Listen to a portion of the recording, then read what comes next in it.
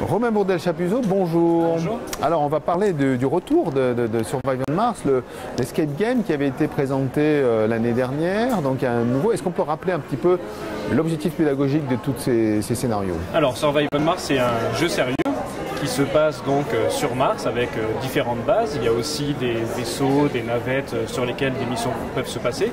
Le principe, c'est de faire travailler les élèves en jouant, c'est-à-dire qu'ils vont devoir résoudre des missions qui vont être lancées par les commandants des différentes stations ou vaisseaux.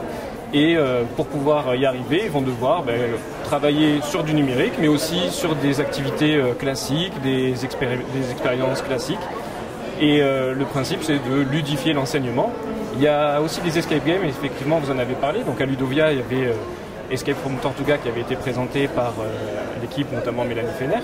Et maintenant, on a quelques escape games qui se passent dans cet univers de Survive on Mars. Alors Survive on Mars, est-ce que c'est un jeu sérieux fait pour l'éducation ou est-ce qu'il a été détourné dans son objet initial?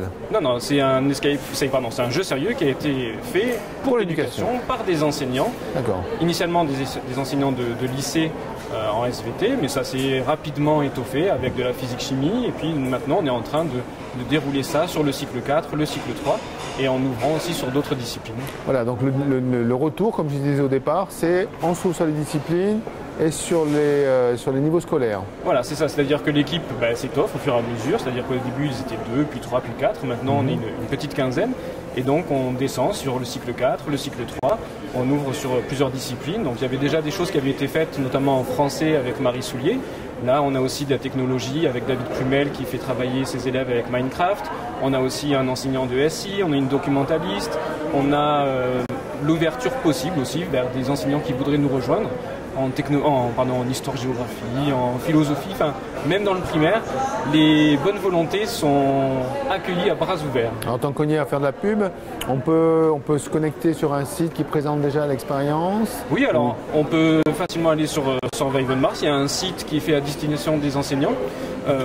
Dessus, il y a tout ce qui est fiches pédagogiques, plateau de jeu. Il y a aussi des articles qui peuvent parler de Survive on Mars. Et donc c'est là où on peut trouver un lien pour rejoindre entre guillemets la communauté des enseignants qui vont éditer, producteurs, vous appelez ça comment exactement? Contributeurs? Oui, producteurs, contributeurs. Le principe c'est que c'est un travail collaboratif, c'est-à-dire que tous les enseignants vont pouvoir agir sur les plateaux de jeu puisqu'on utilise Geniali en mode collaboratif. Donc c'est vraiment un travail où chacun va apporter ce qu'il sait faire, que ce soit au niveau des idées de scénario, que ce soit au niveau de la conception.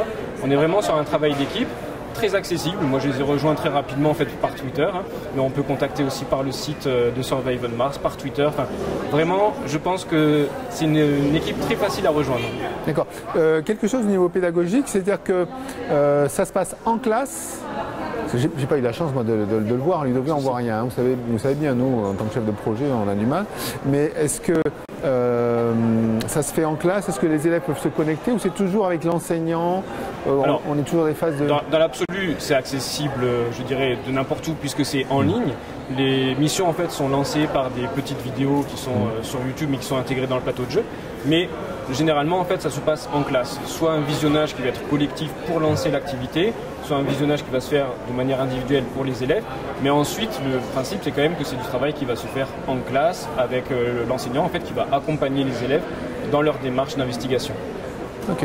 Survive on Mars, c'est quoi? C'est une association? C'est quelque chose de virtuel?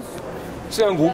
C'est un groupe qui n'a pas de, comment dirais-je... Il n'y a pas de statut juridique. Il n'y a pas de statut juridique. Voilà, c'est un groupe. On échange beaucoup sur Twitter. On a un groupe de discussion sur lequel on échange. Et encore une fois, la porte elle est vraiment ouverte à toutes les personnes, qu'elles veuillent contribuer beaucoup, ou que ce soit de manière plus épisodique. Ponctuelle. Voilà. Le principe, c'est tous ceux qui veulent participer, à partir du moment où ils sont dans la volonté et dans la motivation, ils sont les bienvenus. Entendu, merci. Merci à vous.